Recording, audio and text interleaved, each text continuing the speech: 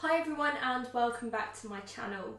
I'm your host Alicia Victoria Keenan. I've been interviewing inspirational people and businesses to find out how and why they inspire others. This week I interviewed the Six Pack Revolution founder Scott Harrison about his journey and about how he has ended up running his own fitness business. Here's how it went.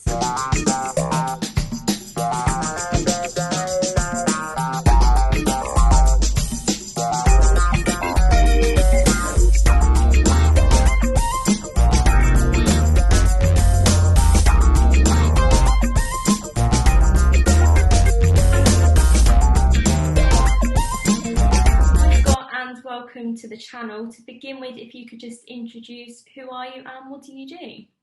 Hi, well, thanks for having me. My name is Scott Harrison, and I am the founder of the Six Pack Revolution, which is a personal development, fitness and nutrition program.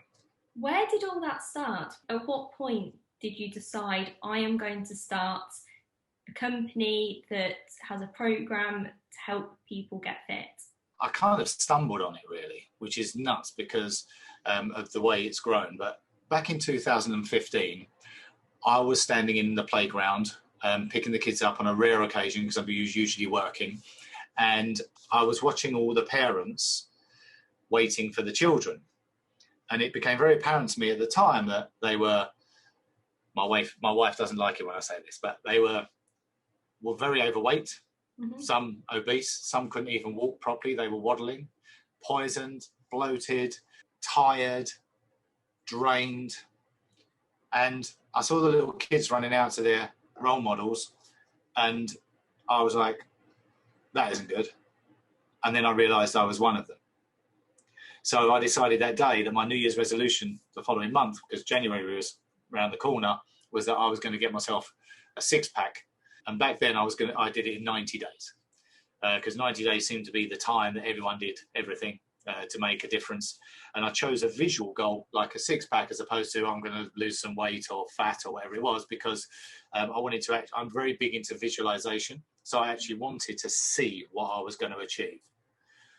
So that's what I did. And I blogged it on Facebook, and it was called at the time the Scott's Too Hot 90-Day Six-Pack Challenge. And I had 36 other people join me. They would say, oh, can I do it? Can I do it? Can I jump in with you? And I said, yeah, but I'm not messing about. I am doing this properly. So if you're going to do it, you're doing it with me properly. I'm not going to take no prisoners. Anyway, I've got 19 people to the finish line. And the results of all of us was like, people had never seen it before in such a short space of time. And so everyone was begging me to do another one. So by the time a few months passed, I decided, all right, I'll do another one. And I did one in September. We had 120 join that one. And this wasn't a business at this point. And the results again were crazy. We got about 70% of the people across the finish line, which is incredible on a program that's got no cheat days. It's not short. Back then it's a 3-month program.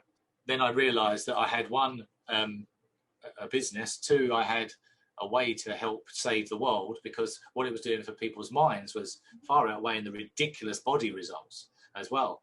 And I seem to have found that I had a penchant for being able to motivate a big group of people through a screen and carry them all the way to the finish line and keep them engaged for that amount of time.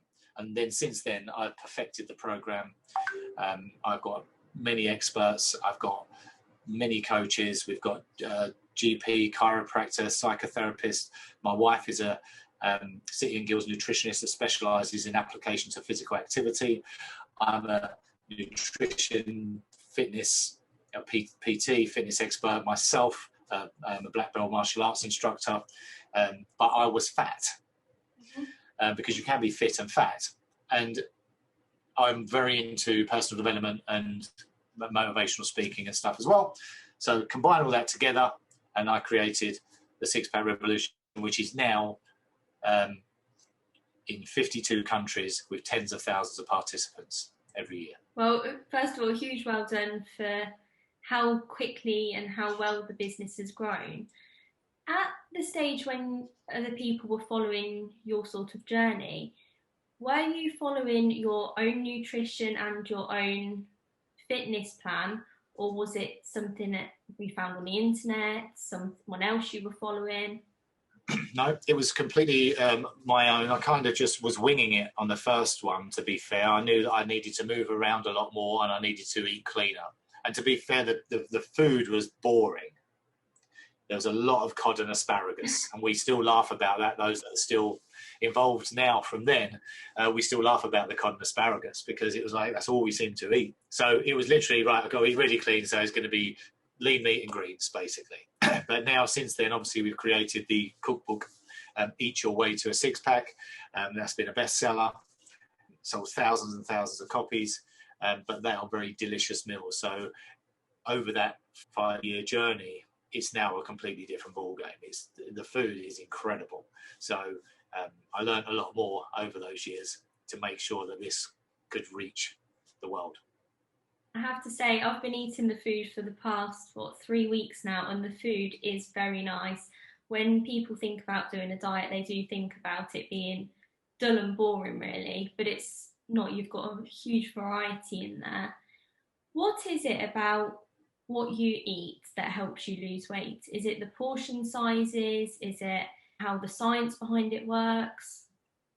So most people, and you might agree, that you're actually eating a lot of food, right, on Six-Pack.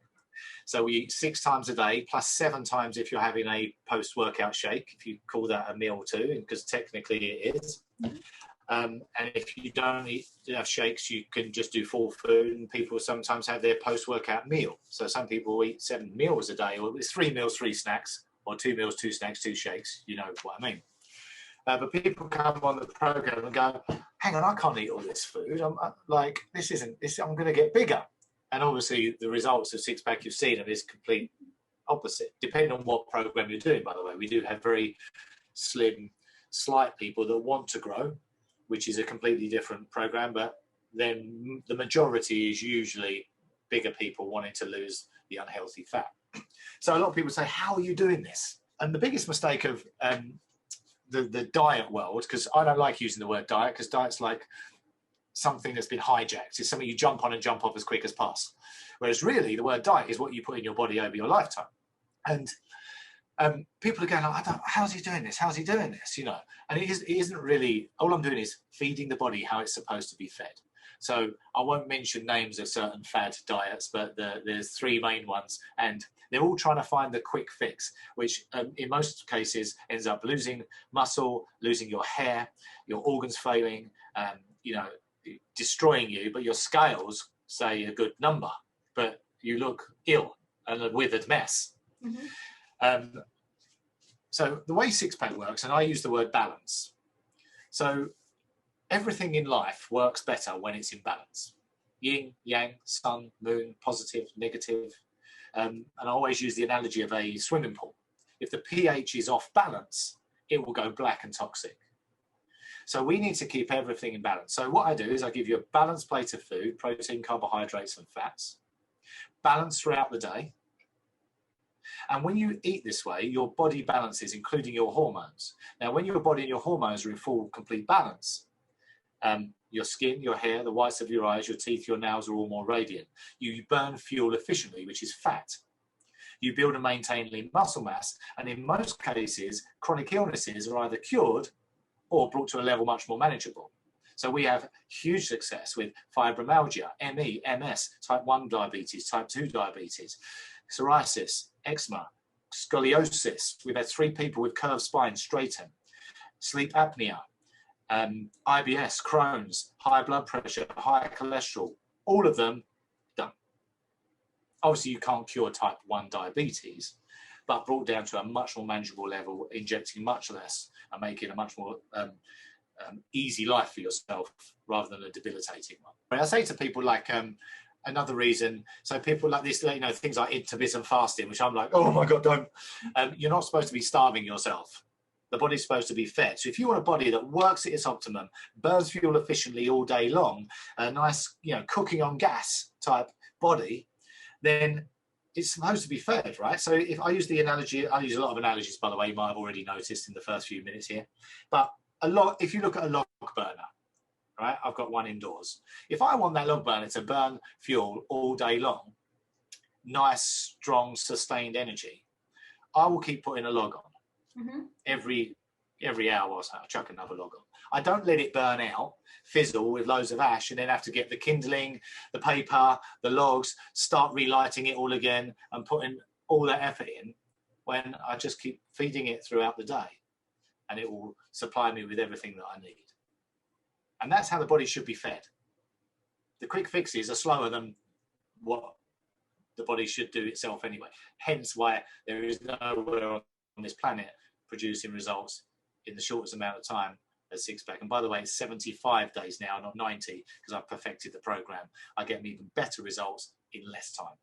I mean, that's brilliant how the body all works, and it makes perfect sense, because when you look at, obviously not naming diets like you say, but when you do look at some diets or programs, a lot of the time people start eating normally or trying to eat normally, and that's when they put on weight again, they lose muscle again.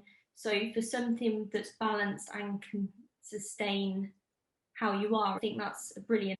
Well, if you get, I mean, muscle, the more muscle you've got, the more fat you burn when you're not training. So the last thing you want to do is lose muscle. And that's a big problem. So a lot of these diets, I will mention it, so who cares? So keto, high fat. Let's just say those two words, high fat. If you go and look up the downsides of keto, you'd be going, how are they even allowed to promote it? Intermittent fasting, starving yourself. Just say those two words. Atkins, you can eat a fried breakfast all day. So that sentence alone tells you it's wrong. And I know I'm biased, but a balanced plate of food, balanced throughout the day. You said about it like not curing, but helping with certain conditions. How does that work? Okay, so the body is built to heal itself, isn't it? That's how our body can heal itself, and it's made that way.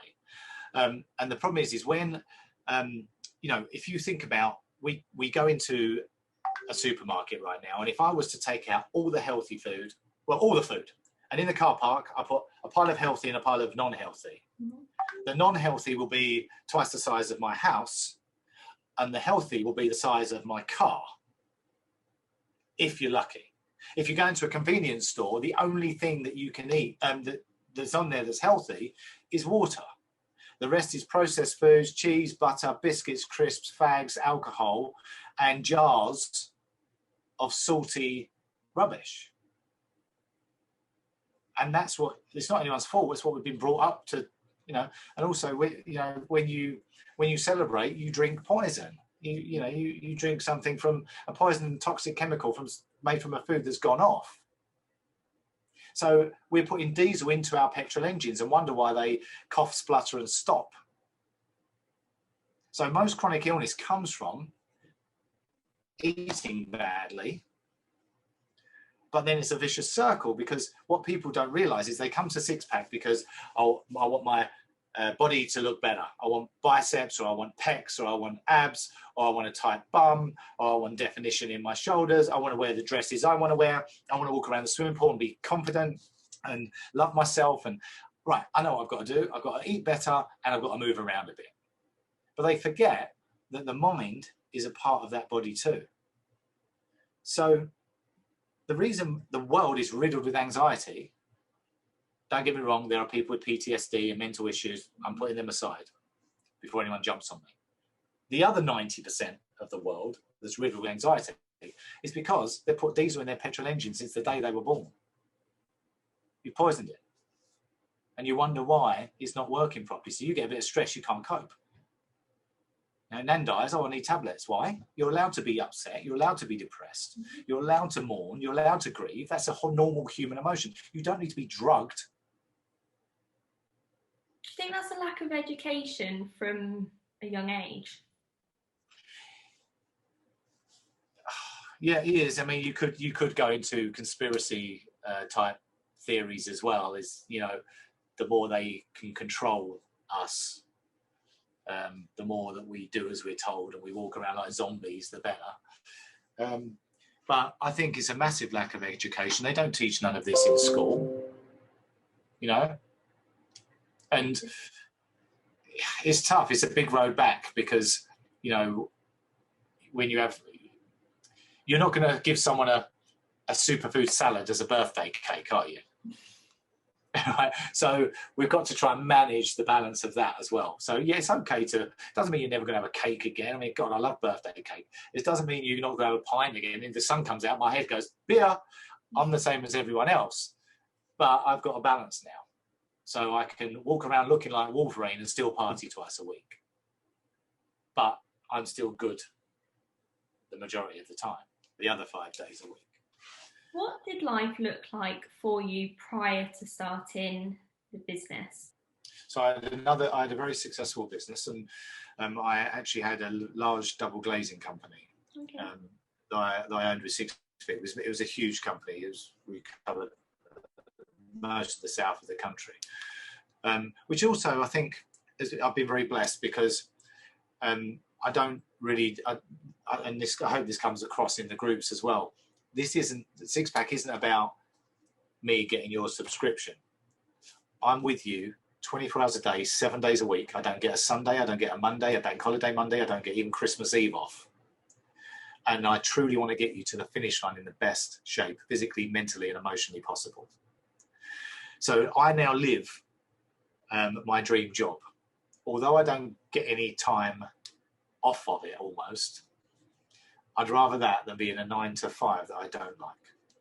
So yeah, I've been relatively successful. I've had ups and lots of lows as well in my life, and now looking back, they were necessary for me to learn and move forward from. I've had some bad ones, really bad ones, but I think it helps me empathise with people on the program as well that have gone through dark times.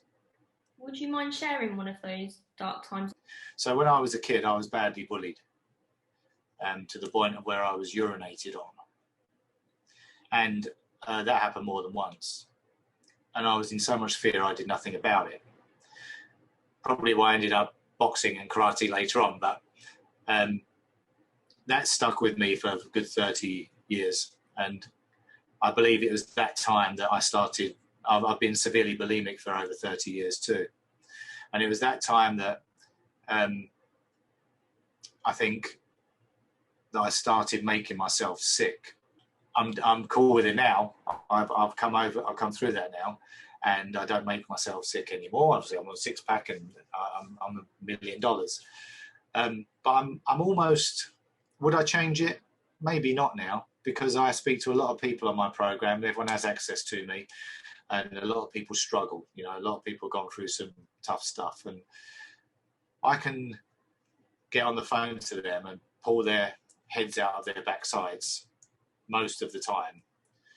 And I believe that's because I've also been in a dark place. So although it may not be the same dark place, I understand dark places. How did you come out of that dark place? Well, I was having a recurring dream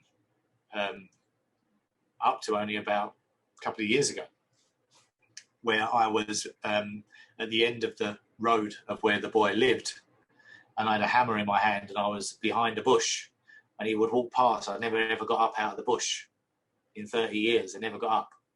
And I saw him, he came up on my Facebook as someone you may know. Mm-hmm. You know when that happens? Yeah. On Facebook.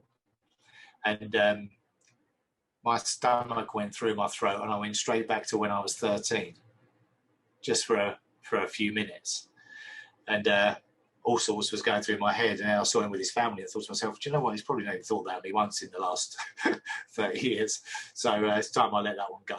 And I say this to a lot of people, and I think, again, my experiences helped me do this, is that I've learned now that we should just focus on what we want, not on what we don't want. And many people have gone through stuff in the past, but if we keep reliving the past or being guilty about the past, or living our life being controlled by the past doesn't exist. So we are living a nightmare of something that actually doesn't exist. And while we're on that conversation, when you worry about things, you can only worry about the future, because that's what worrying is. Mm-hmm. But the future doesn't exist. So you worry about, the only thing that exists is now. And right now we can decide what to do with it. And you can spend your life in the room of misery and constantly not living and just existing, or you can use what you've learned from whatever the situation, however horrific, and I've heard many on this platform I sit on, and it's all here. So it's up to you. You choose to be miserable, or you can choose not to. You can choose to use what you've got for good, or you can use it to ruin your life, no matter what that experience was. And the problem, and I think it's a survival technique of a human. The problem is that I think we always, in every scenario, if you think about, and this is for everyone that's watching, all right, and there'll be people in 30s, 40s, 50s, whatever. So let's just say that you're 40, whoever's listening, you can apply this to your age. Let's hope you weren't worrying at the age of 10. Let's say you got 10 years of no worry as a child. So for those last 30 years, how many of those things that you worried about, tossed and turned about, you didn't eat properly, you didn't sleep properly, butterflies in your tummy, depressed, antidepressants, going to the counselling, whatever, how many of those things actually happened to the extent that you were worrying when they happened? And you can shout out at the screen to me now, but I know the answer is a big fat zero. And I'll explain why it's a zero. But the problem with looking at the worst case scenario is you live that nightmare as something that actually doesn't exist. Because it's actually a statistical fact that 85% of the things we worry about don't ever happen. Out of the other 15, 9% of those turn out to be the best thing that ever happened to us. And the last 5 never turn out as bad as what we were thinking in the first place, even though they did happen. Right? So we spend the life, it's a monster under the bed, it doesn't exist, you made it up. So if you can see that for the last 30 years, don't do that for the next 30 years, because you've got 100% success rate in getting that wrong. Could you imagine those last 30 years had you assumed the best case scenario in everything you did? How much positivity you would have radiated, attracted to you, given to others, instead of sitting there worrying yourself to death over something that's not real. Incredibly, people kill themselves because of their mind. People kill themselves for things that that they've made up, not even real. So again, though, this doesn't work properly most of the time, because most people, they go to work on Monday, 9 till 5, a bit different these days, it's last year, but the point's valid. To get to Friday in a job they hate, to get to the pub and drink themselves silly for 2 days, to feel shit all day on Sunday, to then go back to Monday to do it again. That's their life. The amount of people that start and come sick back, what, you can't have a drink? No, of course not. But I'm glad to say the most ardent alcoholics that come on six-pack find the not drinking the easiest bit, which is mind-blowing. How? Yeah. Because I think no one really needs to be drinking all the time, but because it's inbred in our culture, it seems the normal thing. I was the same. I would come in, we'd have a glass of wine every night. Friday night, we might have a couple of glasses. Then Saturday and Sunday, like if you're doing a roast dinner, you're having a couple of glasses in the day. And then before you know it, you've done 2 bottles, the pair of you. And we're an alcoholic. You don't realise, but that many units in a week is well over alcoholic status. So I think when people come on, actually make a decision, I'm going to do this from day 1 to day 75. I'm going to get there. Then that's something they've never done before. They've got ulterior motives now to stick to the plan. There's other things going on that's, occupying their mind. Mm-hmm. We're live with you all day, every day. It's a community, it's buzz, buzz, buzz, buzz, buzz. You see me driving everyone absolutely mad and screaming at everybody and my shouty capitals and stuff. And, I think it just gives a complete different focus. So all of a sudden, the alcohol isn't the main driver anymore. You said about visualization, that's something you're quite into. Do you think, that came from probably when you were younger and you were bullied, that you were kind of visualizing for something better? Or has that been later on that you've gone into that more? All through my life, I've always been really positive and even though I've had bad moments, and obviously that pulled me down, I've always known I'd come out of it at some point, or I always felt that I would always do okay or well. So you couldn't keep me down very long. But visualization is something that I came to later in life when I read the book, The Secret, and the uncanny, ridiculous things that were coming my way when I was practicing what it taught. And I'm a big believer, if you can see it, you can be. If you think about it, absolutely everything in this world that's ever been created has come from someone having a thought and visualizing it. Everything. There's not one thing in this world that hasn't started there. So if you can't see it, how can it ever be?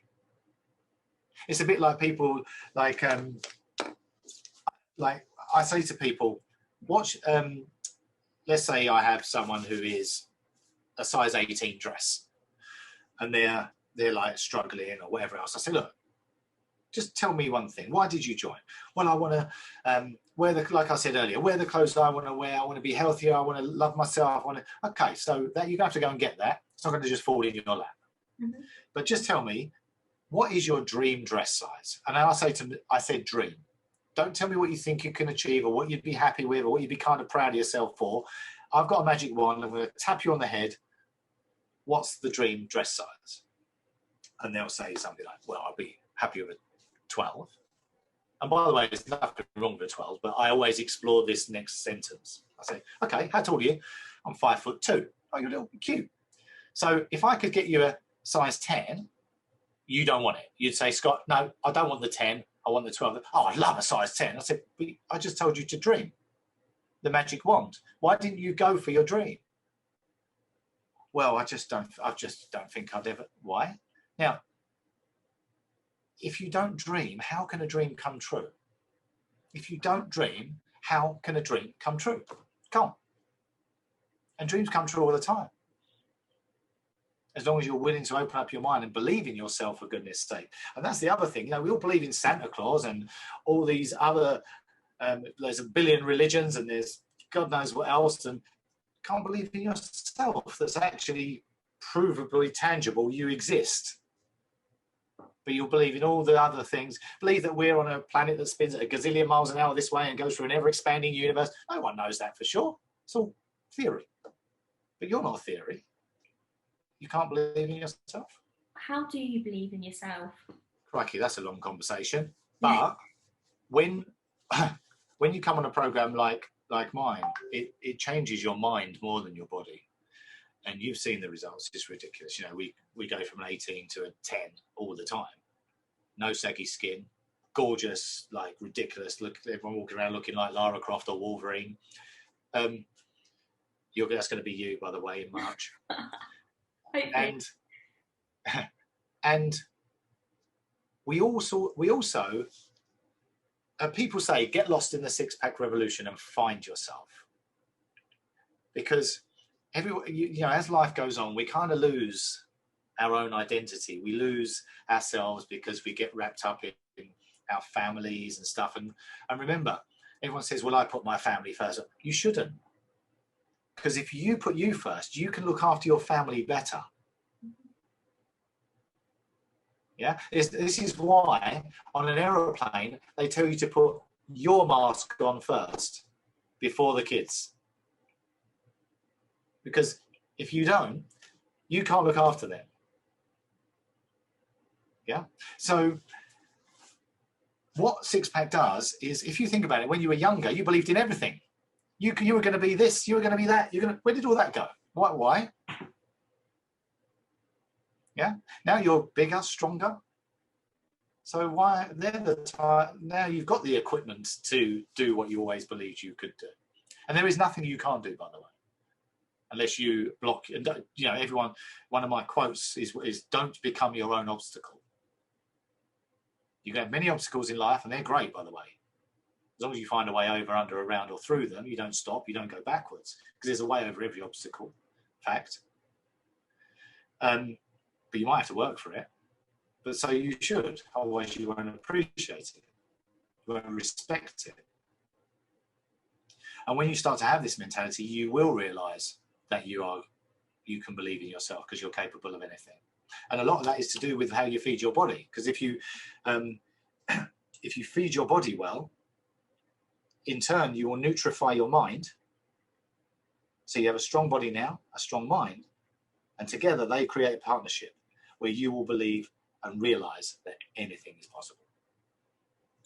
And I think it comes back to the same sort of thing as if you sit and eat, 100 chocolate bars a day, you're probably going to feel like rubbish. You're going to have sugar spikes. Whereas if you eat healthy and you fuel the mind well, then naturally you probably will feel more positive there and then. It's back to the petrol and diesel in your engine, isn't it? If you keep putting the wrong thing in, it just isn't going to work properly. And that's another reason why six-pack works compared to, and I hate comparing it to diets because it's not, six-pack's a way of life. But those other diets allow you to keep having your sins. Mm-hmm.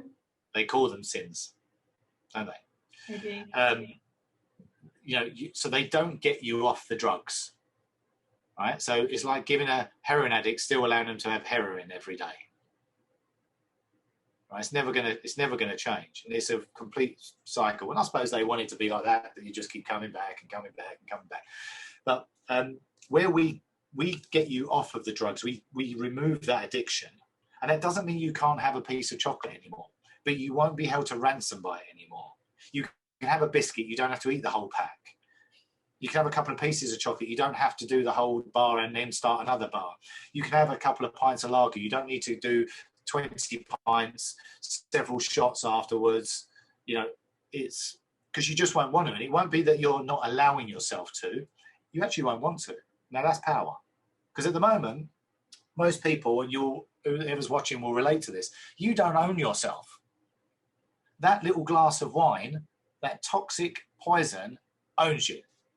That bar of chocolate owns you, because you can't say no. Well, I'll hand you that power back. Now, a few questions ago, you also did say that you're very involved with the people who come onto the six-pack revolution.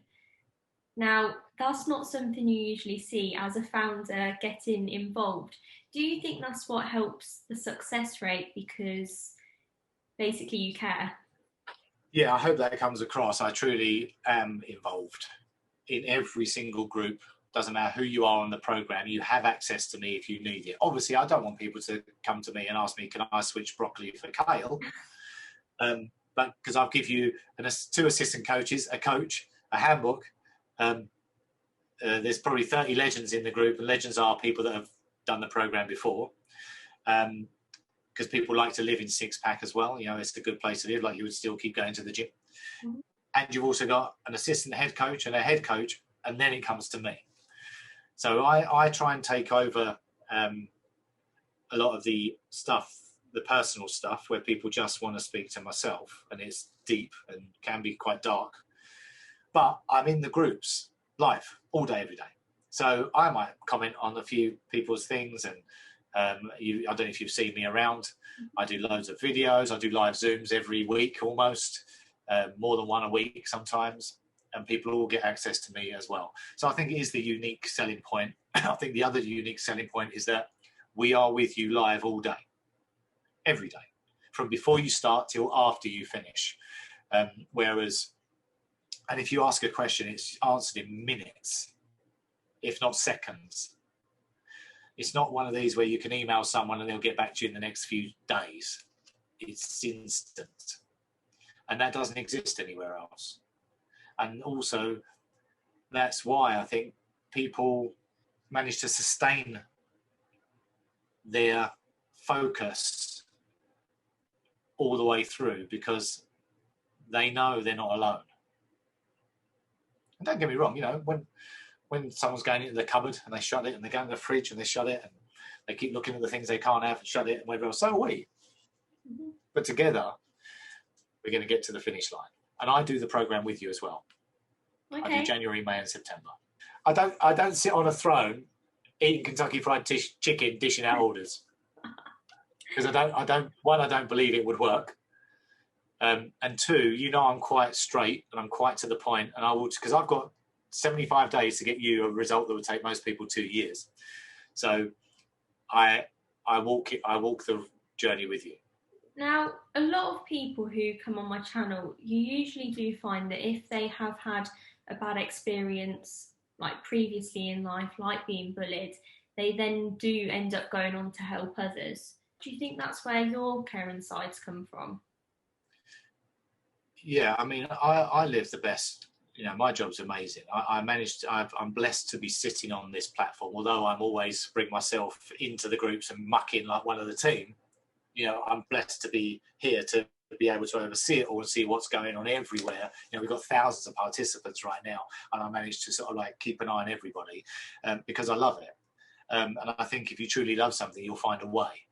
And it's definitely the experiences of my past. So, all right, so I had quite a horrific bullying type experience that led to a eating disorder. So I can speak to people that have been in dark places. I speak to people with eating disorders. I've been divorced, so I can speak to people that are going through divorces and bad split ups and things like that.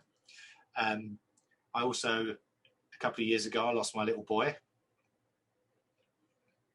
We were about halfway through, and we're just over, and it was something I wasn't prepared for. So we got to give him a hug and spend about half an hour with him, and then we had to have a funeral and stuff, and I wasn't ready for that. I don't know if you got children?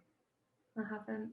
So when you have children, there's this instant maternal instinct that you love this thing more than you love yourself from the first second. You jump under a bus for this thing. You don't even know it. And that's how you feel. And I wasn't expecting that quite so much in this scenario because we knew what was coming. My wife, bless her, she had to go through labour with no happy at the end. And then when that happened, and then it was like, if anything, it was more because I felt so sorry for him. So it was like, in some ways, it was a bit deeper. So I wasn't ready for that. So we've had many people on the program that have lost children, which has got to be the most horrific thing. Mine is actually quite if you can put it in levels of quite a low level of loss compared to, like, we've got people that lost their babies at 2.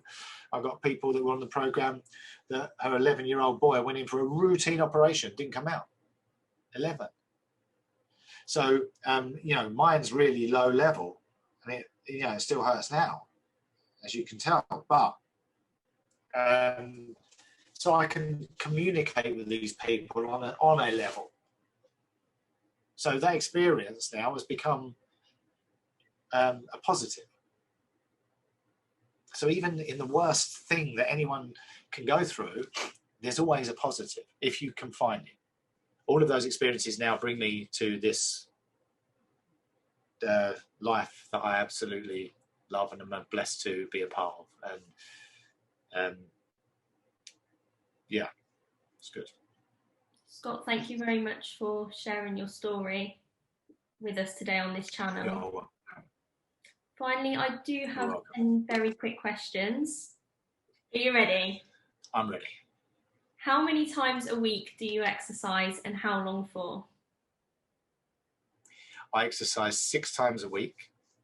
I weight train 4 times and I box 2 times.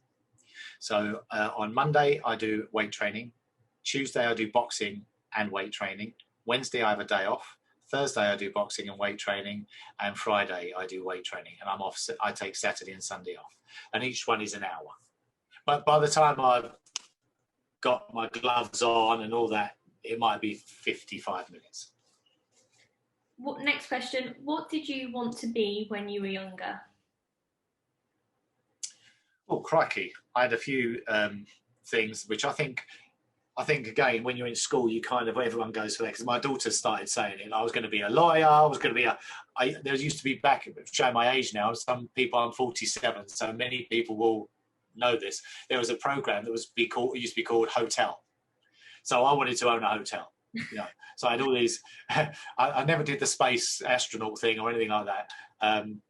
yeah, so apart from this job, my dream job when I left school though was I went to work in a bank, and I managed to get myself into the trading room, and I was a foreign exchange dealer for 9 years, and I still dream about those days now. I loved it. Okay, that's something we didn't know, so I bet that was pretty cool. It was really cool. One thing that you crave the most when you're being healthy? Granola. So that's why I created quinola. And quinola is one of the recipes on the Six Pack Revolution.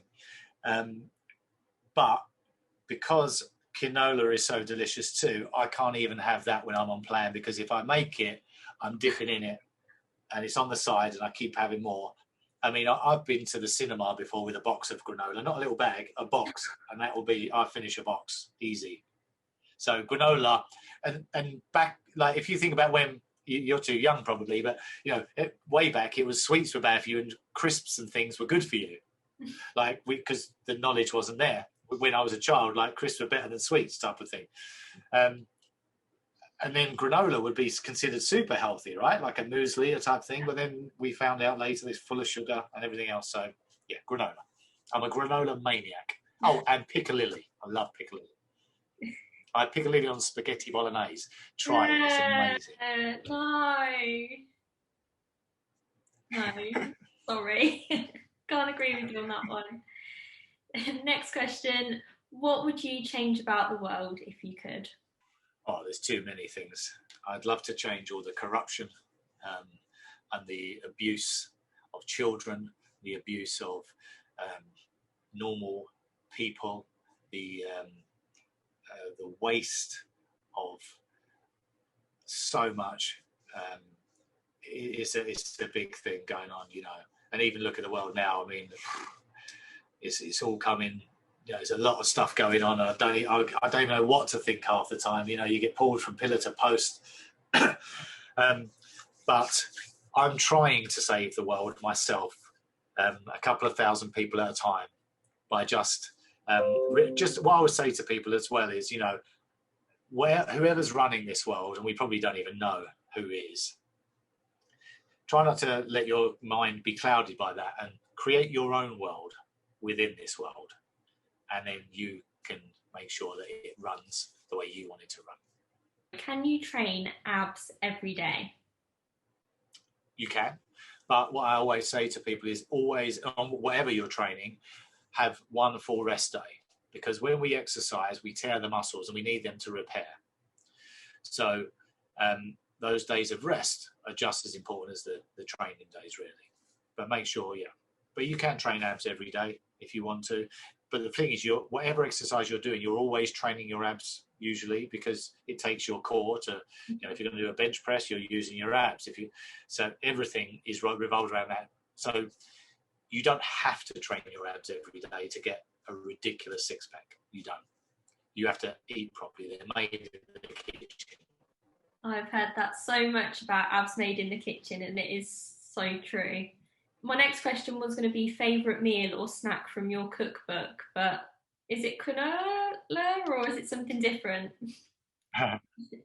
Canola, yeah. Oh, there's so many delicious ones, but canola is definitely up there for sure. So much so that I actually can't even have it. I have it when I'm off plan.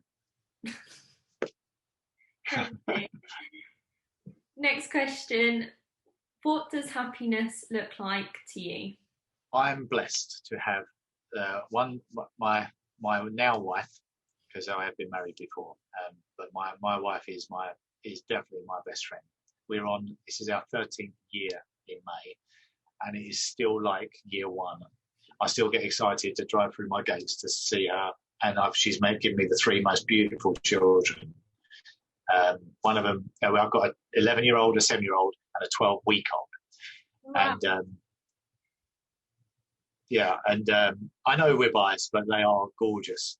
And for me, it's definitely having those around me.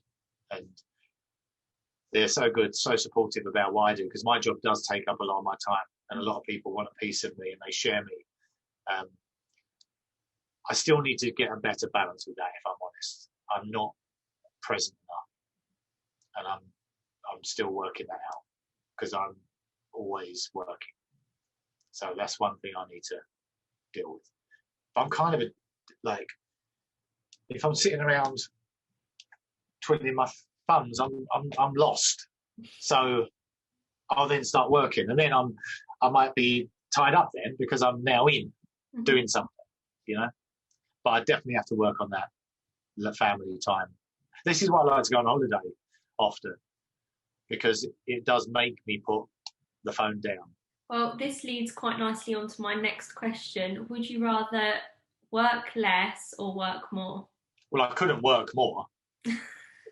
Unless the universe gives me a few more hours in the day. I definitely couldn't work more.